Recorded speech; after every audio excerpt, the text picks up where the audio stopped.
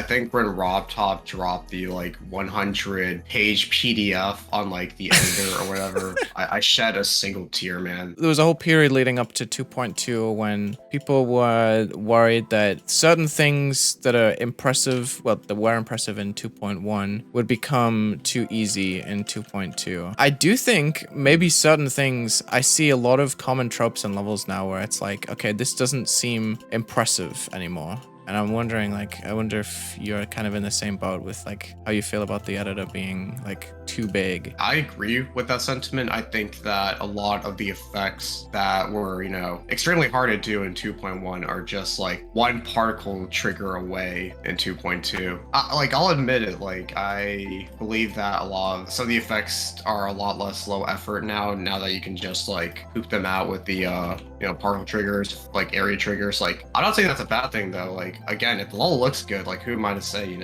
I do Like- think the particle trigger is a much needed tool for people that are beginners and trying to learn how to put details together. But like at the top level, I've seen levels with like thousands of particles and it just like, I don't know, that you can do so much with them. And obviously they're a great tool, but I do think sure. sometimes like, at least for being an effect creator that's like at least tried to innovate a little bit, it's much harder to think of something innovative. And I'm sitting down trying to make a video and I'm like, I just resort to going to the particle trigger. As like one that those mindsets where you just have to get over your preconceived notion of originality.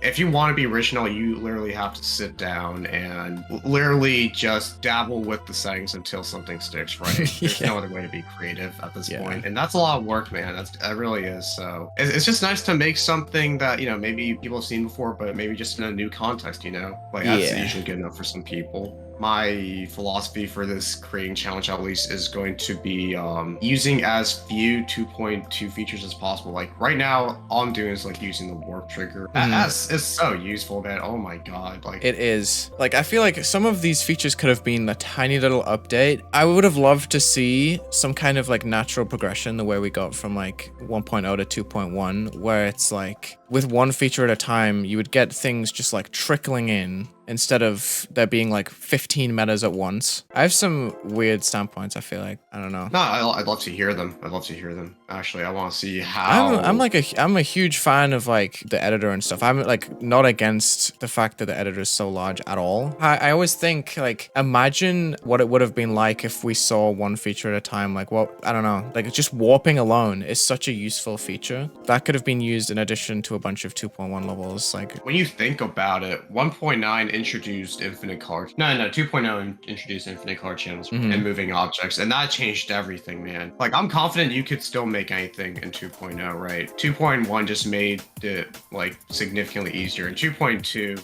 even more so, right? It's at the point where like, what can't you make in this game at this point, I mean, we've seen people like Sputniks using scripts and things, and that's just like, it's wild. I'm waiting for the Doom port. I really am.